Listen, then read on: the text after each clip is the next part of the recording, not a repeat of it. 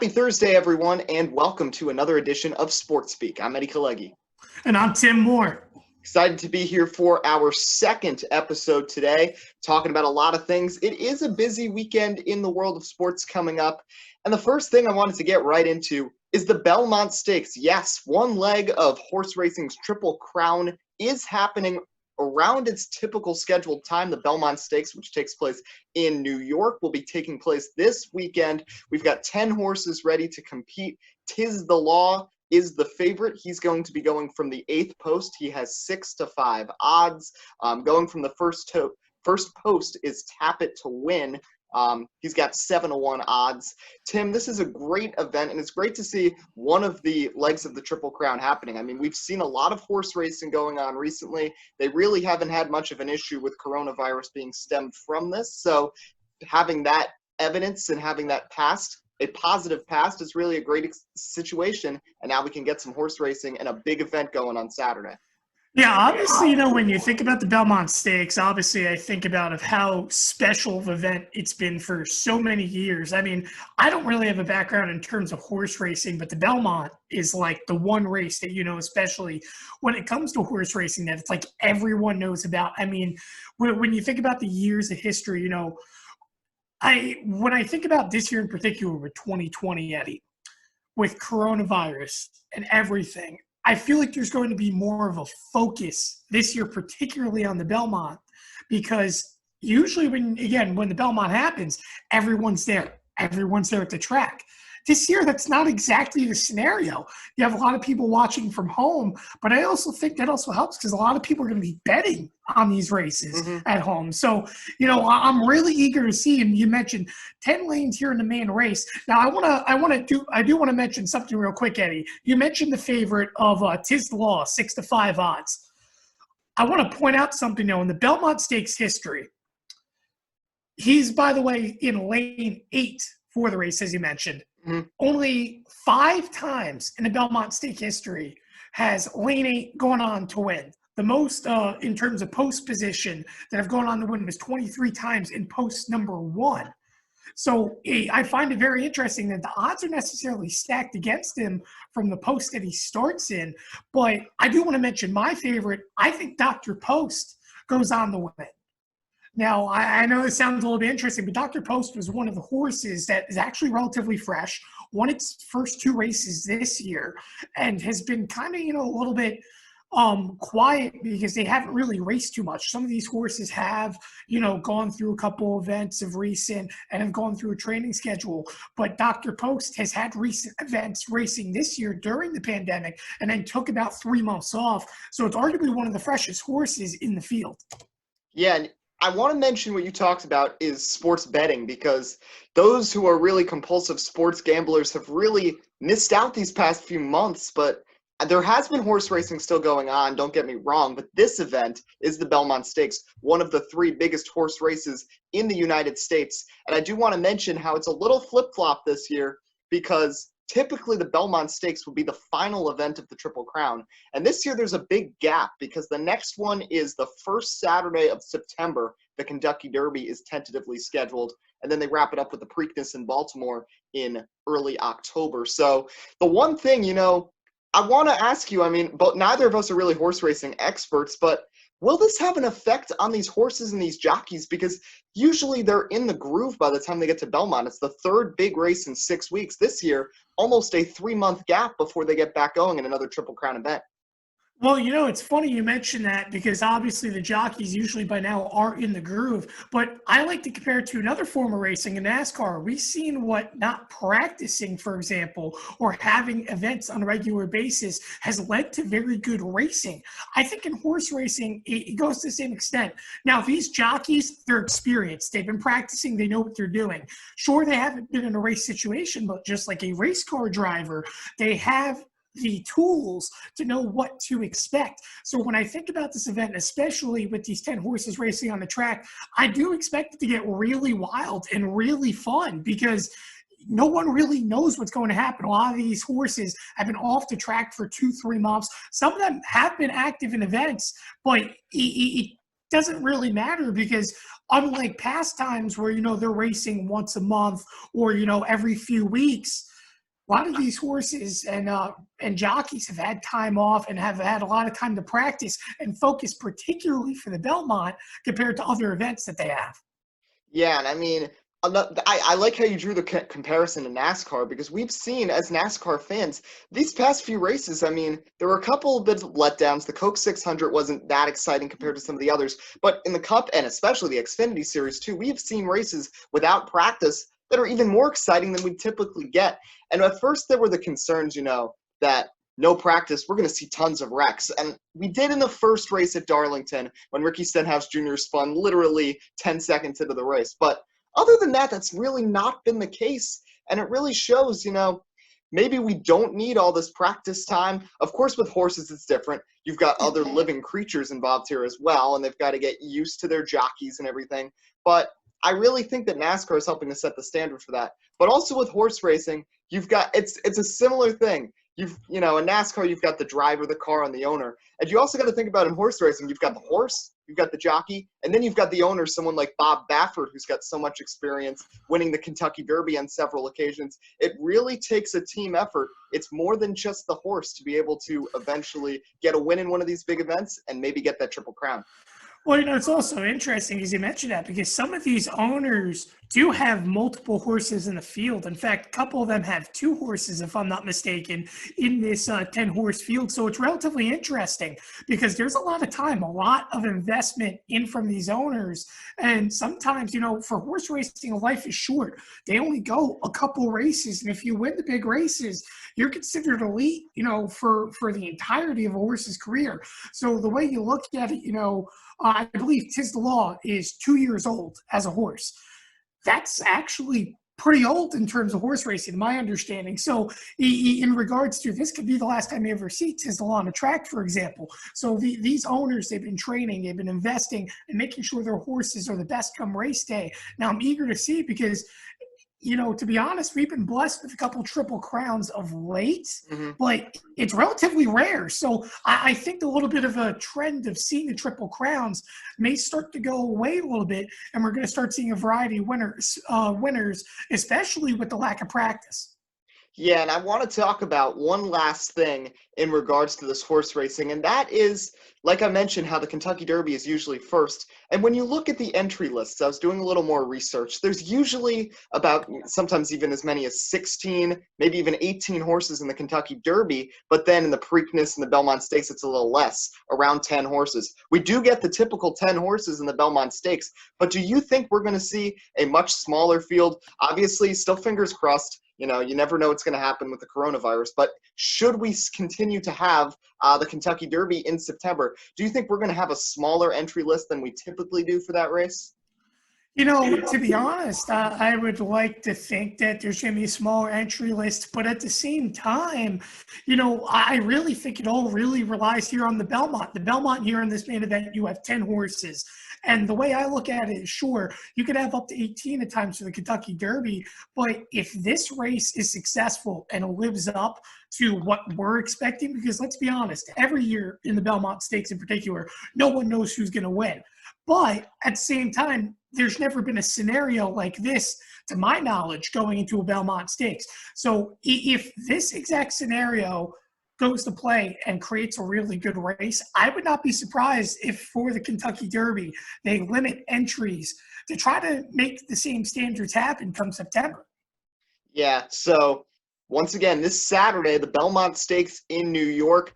Leon Black's favorite horse on Curb Your Enthusiasm, probably, Tap It to Win. He is starting at the first post, and you've got Tiz the Law as the favorite starting 8th. And Tim alluded to NASCAR racing, and I think this is a good way to transition because they've got a big event, one of the fan favorite tracks. They're going to Talladega Super Speedway, maybe like the 90s, the good old days of NASCAR, back in the summer in the heat in Alabama. They are going racing this Sunday. We've also got Xfinity and ARCA on Saturday, but we're going to focus on the Cup race. 40 cars, the full entry list. Should be a really fun race.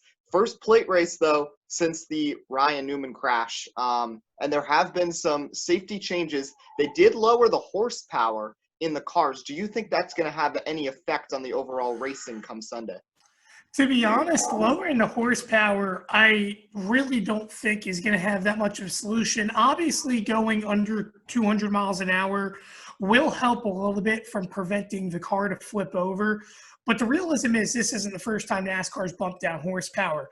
Now, when I think about the immediate changes, trying to prevent locking bumpers, trying to make changes, I'm glad NASCAR is trying to make, a full overall changes to the system of how they approach plate racing.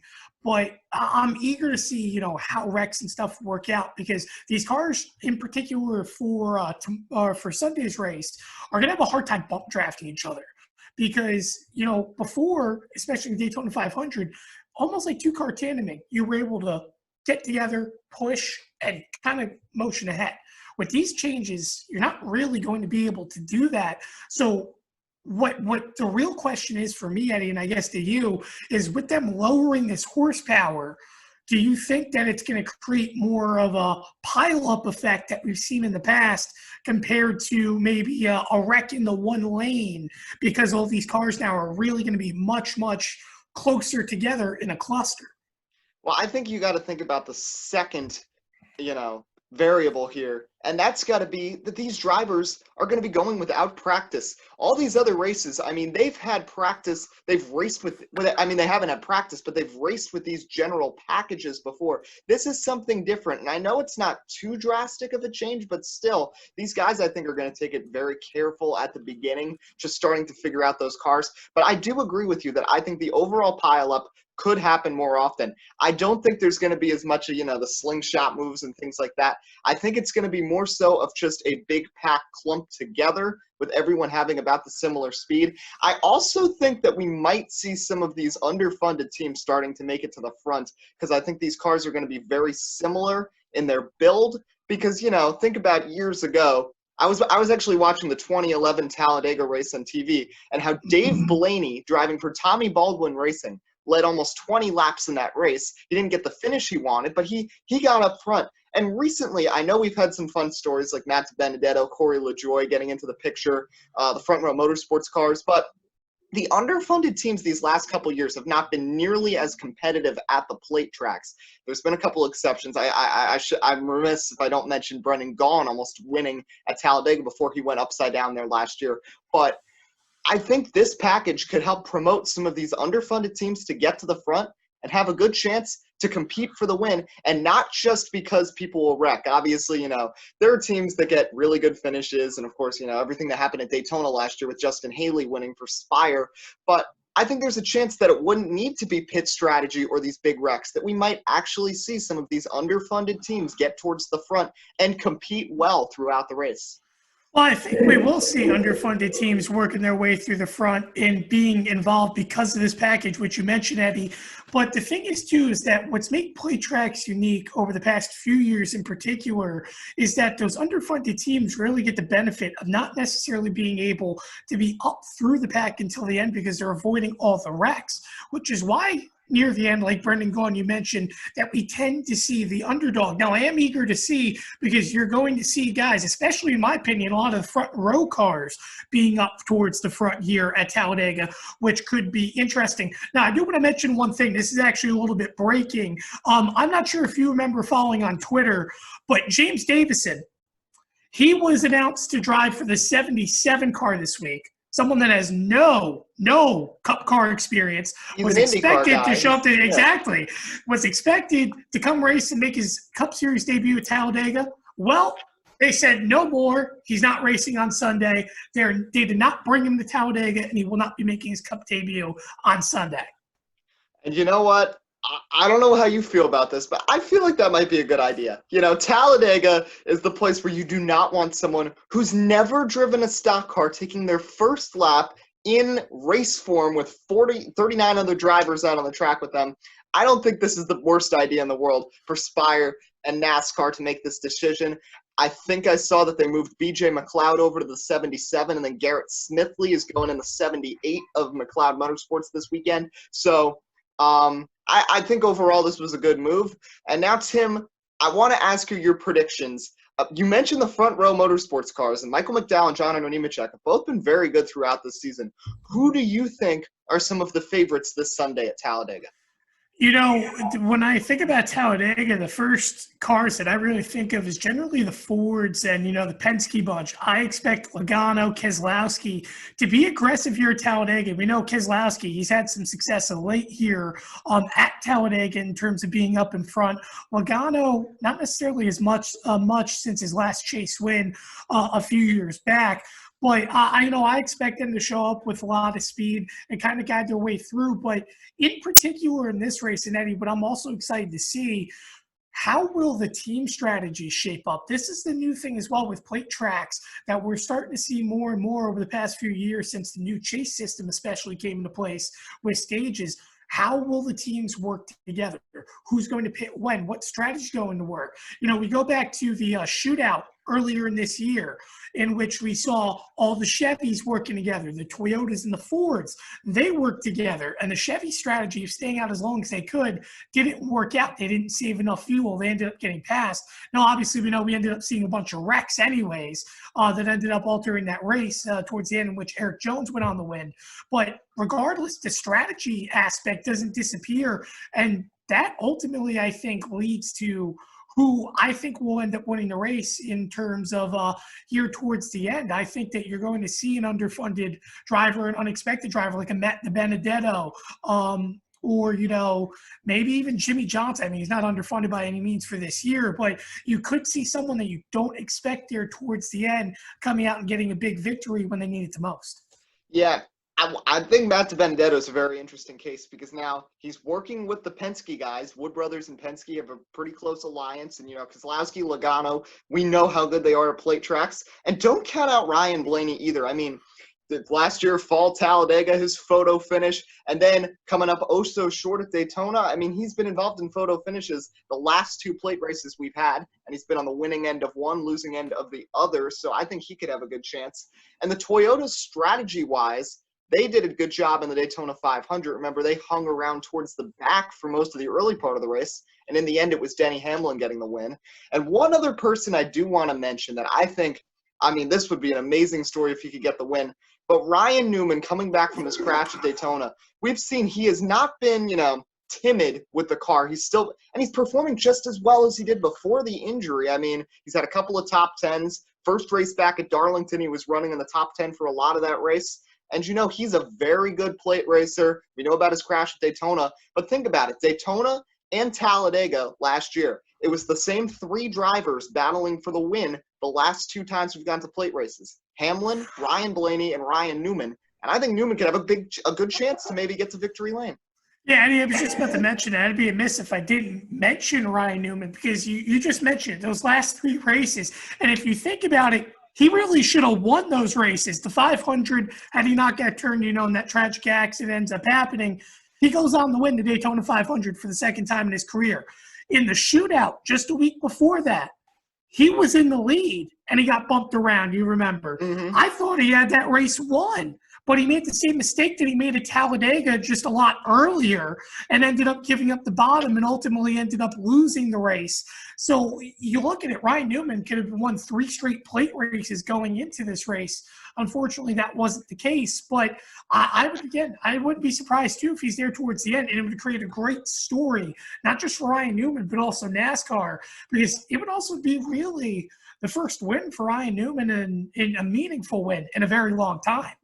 Yeah, totally. It's been a while since we last saw Ryan Newman in victory lane. I believe we got to go all the way back to that Phoenix race with Richard Childress Racing a few years back, the last time he was in victory lane. So nonetheless, it's going to be really fun to watch this Sunday at Talladega. On Saturday, we've got the ARCA race and the Xfinity race, which should also be great shows, as well as the last race before the Pocono doubleheader next weekend. So third topic I wanted to get into.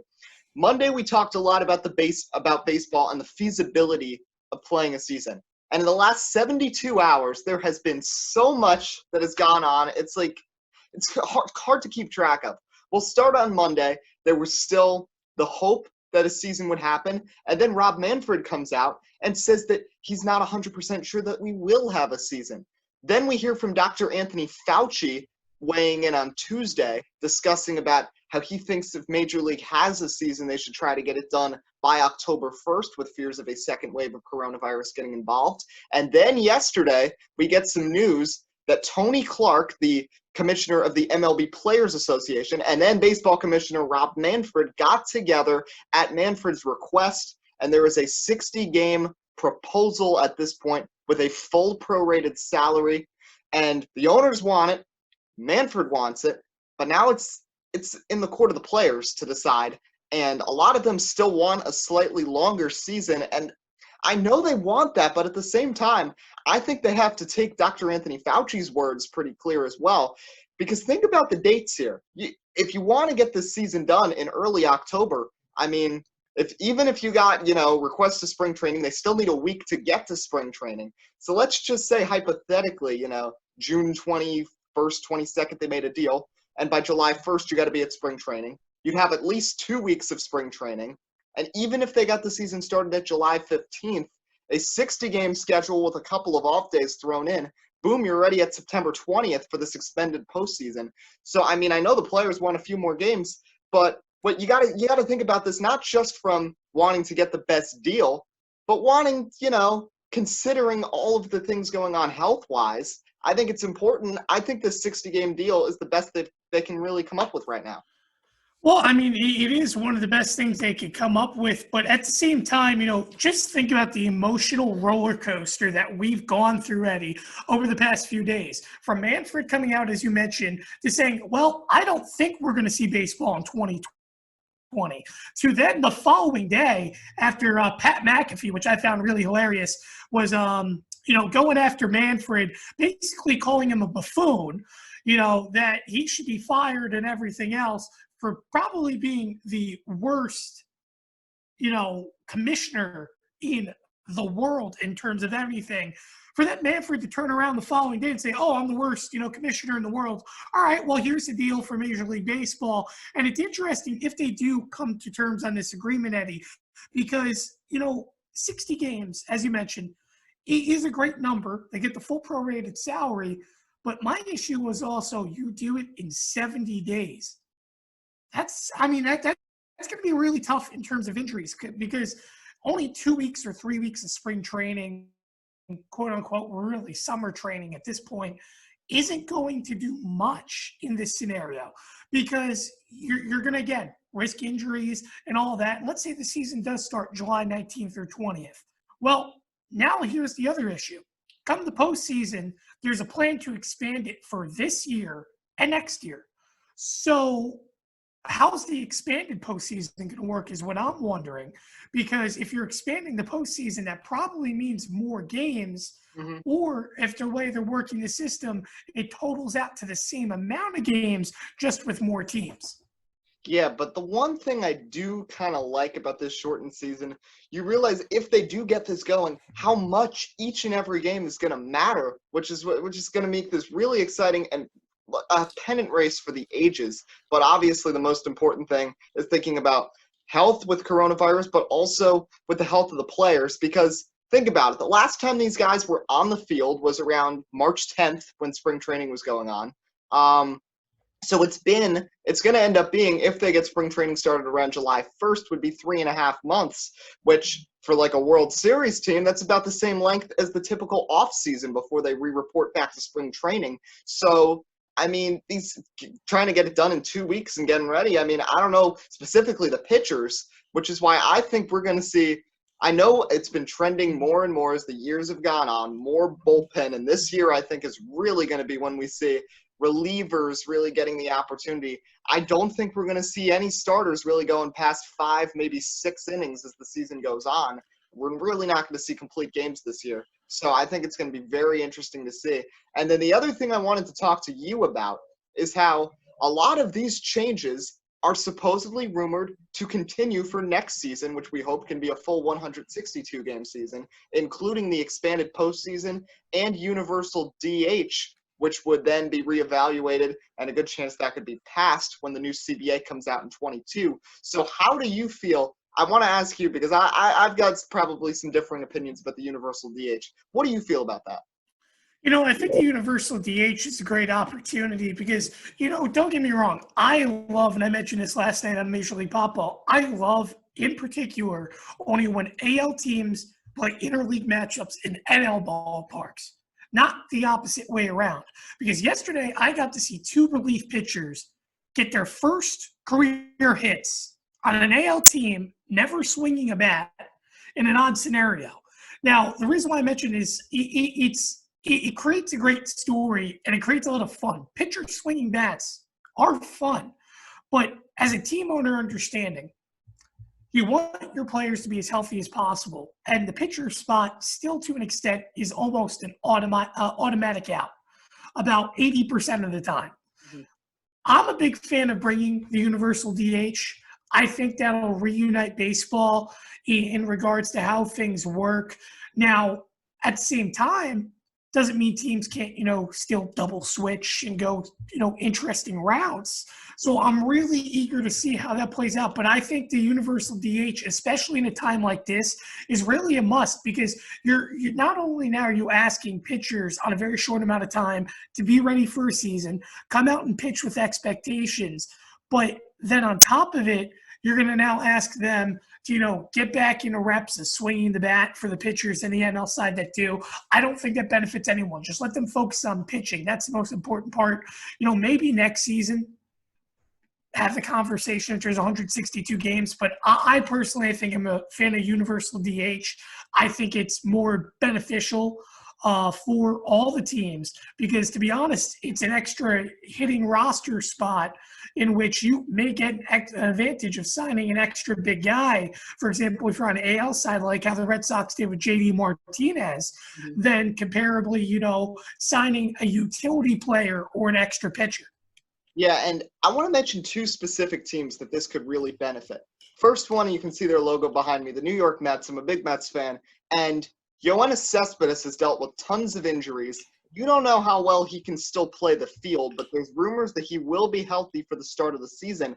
The Mets do have three serviceable outfielders that they could stick out there. Plus, they signed Jake Marisnick. You've still got Brandon Nimmo, Conforto, J.D. Davis. I mean, they've got a lot of solid outfield talent that you could have Cespedes as the DH every day. Strictly hit. We know how good of a hitter he is. He's made the home run derby a couple of times. He's hit 40 home runs twice. I mean, he's a really good hitter. And then the other one I think about is Albert Pujols with the Angels. I mean, they still have the DH anyway. But that's another example of why the DH can be beneficial. As Albert Pujols is trying to continue to chase history and try to see how many home runs he can get, you really don't want him at first base for two reasons. One, he'd be risking injury. And second of all, he's such a defensive liability at this point at 40 years old. He's not moving around at first base at the hot corner like he used to. So that's another example of why the DH can be beneficial. But I don't think we'd see it this year, and I'm in agreement with you. But next year, I wonder if certain teams who have really good hitting pitchers would try to have the pitchers bat. Because I remember a couple years ago, the Giants played a series in Oakland, and they got clearance from the major leagues to have Madison Bumgarner bat still, even though it was a game at the Coliseum. So I wonder if we see that possibly with teams that have guys like Bumgarner, Greinke, Michael Lorenzen that are actually really good hitting pitchers if they try to fit them into the lineup. And then also with Shohei Ohtani, you never know. I mean, depending on what happens with the Angels lineup, I know they're in the American League. It's a little different there because they have the DH anyway. But I think for this year, at least when we're considering injuries, having this universal DH is probably the best option. Indeed, it should be. But now I actually do want to ask you a question because you obviously mentioned yourself being a Mets fan. Here in this scenario, Brodie Van Wagenen is a perfect example of a GM that has a lot of say in what goes on in daily activities in terms of the team on the field. What makes me wonder in this scenario with everything going on, and let's say baseball does come back for a 60-game schedule, how much focus are GMs going to be having on making sure who's on the field each day and playing certain players, if a universal DH is to happen, considering the fact that, usually some teams, they'll focus to let the manager have the say. But considering, the circumstances right now, I'd have to imagine GMs may really start wanting to weigh in more in this particular scenario. I agree with you 100% because, as much as you want to win the World Series, there's another aspect, and that's financial things that, everybody's got to be considering right now. This has been a very difficult time for anyone in America, regardless of what your job is, where you're working. And, these teams, they want to make sure their financial investments in these players are best, and they don't want to destroy any players in a 60-game season. They want to be careful. You don't want to rush someone back from injury just for a shortened season. You don't want to overuse a pitcher, which is why I think it would be very interesting to see how these teams piece together pitching rotations. So I'm interested to see how it goes, but I think at this point we could see other general managers. We know teams, sometimes they have like a puppet figure as their manager, and the GM is the one who's really setting the lineups, but I think that could be even more prevalent this year. So the last thing I want to talk about today, once again, we're going to do our burning discussion topics. We've got 3 today, and I'm going to start with one, which was an interesting news story in the NBA 2 days ago, because we had heard about how Kyrie Irving was calling a meeting to talk about players who did not want to participate in the NBA on July 31st at the start of their season, which is looking more and more like it will happen. But another weird story came out that Kyrie Irving had proposed starting his own basketball league. I don't even understand this. And then there's rumors that someone from the Nets group chat ratted him out on that. I just feel like sometimes in Brooklyn, Kyrie Irving is causing such a headache with this whole team. Well, I think for Kyrie in particular, he's a very vocal person compared to, other players. Like, for example, we don't see Kevin Durant talking too much right now while he's injured, which is what you would actually expect, considering he's actually available to be around media more, even though while being off the presence of the team. But, the way I look at this, Eddie, is that, first off, you mentioned Kyrie wanting to start his own league. Listen, we've seen people, for example, LeVar Ball, go and try this. Does not work out. The Big Baller Brand League was a failure. It was only good for his sons, and that was about it. But, Kyrie, first off, I believe he actually confirmed earlier today that that was not the case. He didn't want that. But, going back, though, to the main point of why there's protests about this, I think is the more bigger picture. I still agree with the players, and I mentioned this on Monday, that you're fighting for a bigger cause. Who wins the NBA championship this year doesn't change the fact of what's going on in the world. Mm-hmm. Supporting what you believe in and making a difference is the ultimate picture. And this has nothing just to do with basketball. This has to do with individuals. So if players don't feel that they want to be there, they shouldn't be forced to show up.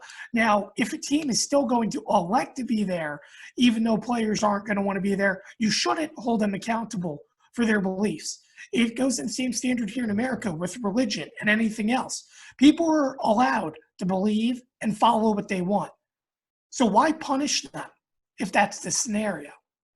Yeah, and Adam Silver has been pretty adamant, and I think he's doing a very good job with this. When they really released on Tuesday the overall framework for the whole plan with the bubble, he also mentioned the ultimatum for all players to decide by June 24th whether or not they want to participate. They won't get paid, but there's going to be no further discipline from not wanting to be on the team. So I really think that this is the best way to compromise between the players who do want to play and the players who don't. I think Silver's doing an excellent job handling this, and I bet by Monday we're going to have some more news on which players really adamantly want to play and which ones do not. So we'll have to follow that story as it continues. So second burning topic is going to be Colin Kaepernick.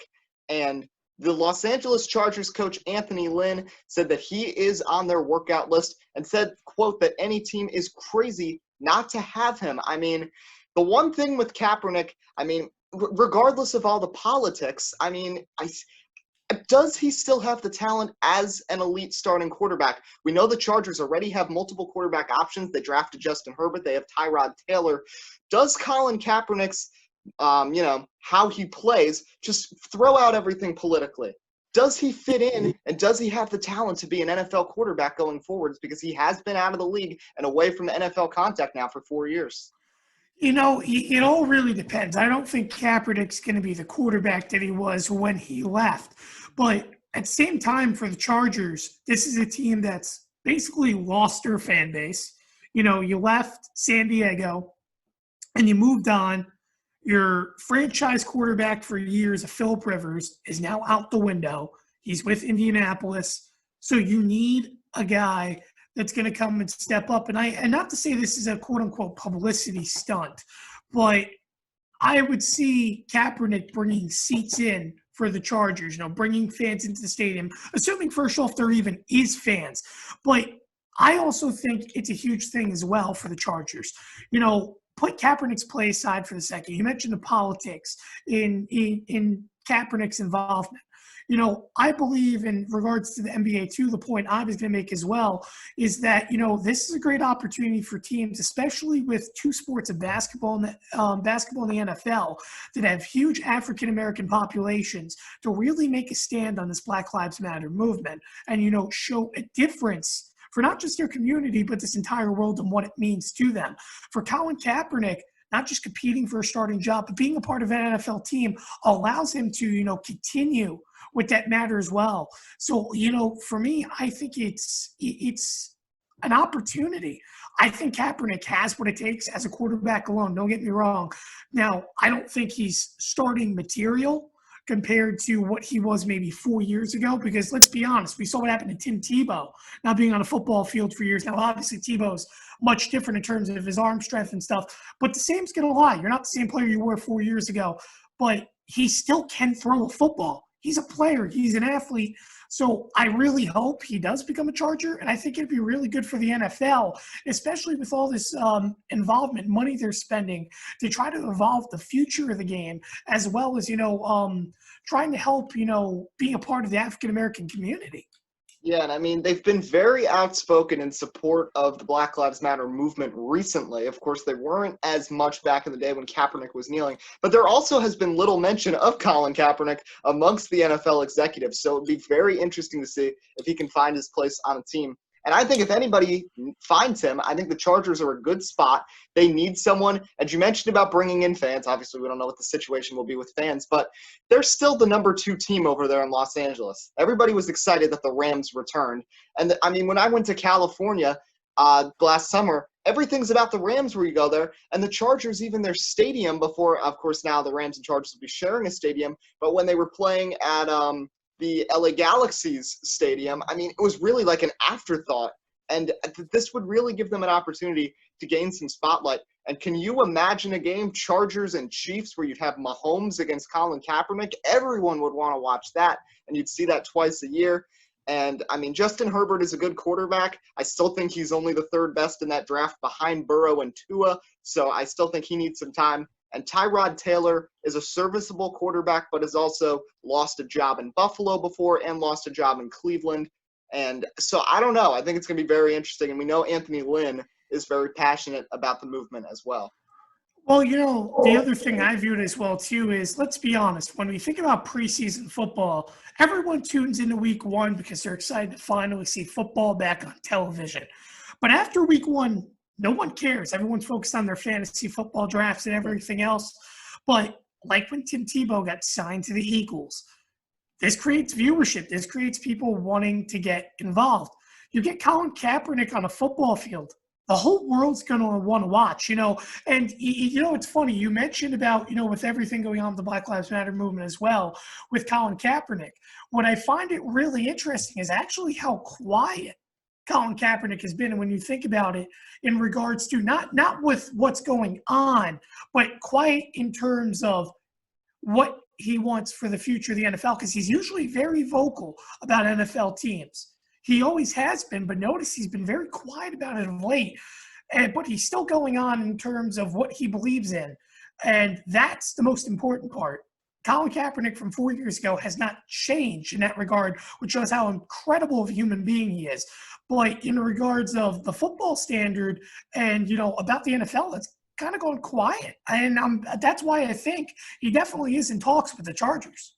And one more thing before I get into our last debate topic that I just want to add in about this is that the Colin Kaepernick, the feelings overall in America about Kaepernick have really shifted since 4 years ago. As you know, Black Lives Matter has really become more of a mainstream movement. Even President Trump, who had been very critical of Kaepernick back in the day, had actually spoke positively of him and about, he's positive about him joining another team. He says mainly the main thing to concern is not about politics, but about is he still ready to play on the football field and be a serviceable quarterback. So we're seeing even the president, who had a very staunch, firm stand against Kaepernick, starting to change his views. And a lot of people who were against Kaepernick when he initially started kneeling, now, the people who do not want to see riots in the streets, other types of violent protest, see this as really a great way to get their message across without causing any major harm. But speaking of causing major harm, this is a good way to segue into our last discussion topic, and that's Mike Gundy, who has really, we can go all the way back to the coronavirus thing a few months ago about just send the players back out on the field. He had to apologize for that. And then this picture that came out with him wearing a One America News, which is a very far conservative, anti-Black Lives Matter company that apparently Mike Gundy had no recollection or idea that they had this stance. He bought their shirt. And then Chuba Hubbard, who is their running back, really maybe the best player at Oklahoma State, was very outspoken about this and not wanting anything to do with the school unless there was change. Mike Gundy did an apology, which on First Take, Max Kellerman and Stephen A. Smith said they felt it was like a hostage apology almost with the way he said it. Him and Hubbard have been in contact ever since, and this story is starting to progress a little more. But Mike Gundy, this is not the first time that his statements have really caused a lot of drama, and he's still been the coach there for 15 years at Oklahoma State. It's amazing that he's still there after everything that's happened. Yeah, it's a little bit crazy because if you think about it, if it was any other coach, even Urban Meyer in the brink of controversy was out the door. So the fact that Mike Gundy is still an NCAA coach really, it kind of surprises me. But you mentioned the story progressing. Here's another example. Alfred Williams, he just came out publicly as well, telling about how Mike Gundy actually called him the N-word in the past. So, what makes me think about that is Gundy's always had this persona about him in terms of the statements, and it shows what he is kind of behind closed doors. And you mentioned him almost feeling like he has his arms tied behind his back and almost like a hostage statement in his last apology. Well, now Alfred Williams wants an apology. He wants an apology because he feels offended, not just because of this movement, and he's actually mentioned it in the past, but came out, more like of recent of this. But listen, if I'm Mike Gundy, you need to deliver an official apology. This is going to be holding you back. A lot of people are not going to be wanting to watch Oklahoma or even having him coaching for Oklahoma in this scenario because, let's be honest, in the world we live in today, this isn't acceptable. Just simply not acceptable.